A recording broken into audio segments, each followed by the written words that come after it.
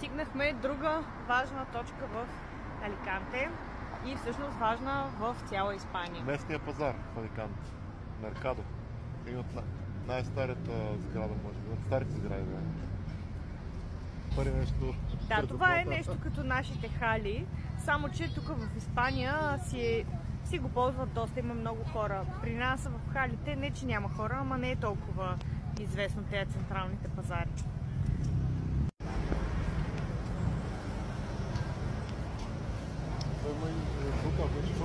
Айде първо там, да. Ето е на няколко нива, е абсолютно като халите в София. От 47 година. Значи от 1947. Да, и как са возили тогава с техния трамвай. Да. Като бил ековлак. Тук вече 70-те години. Ма то е било нещо като увеселителен парк, съдейки по тази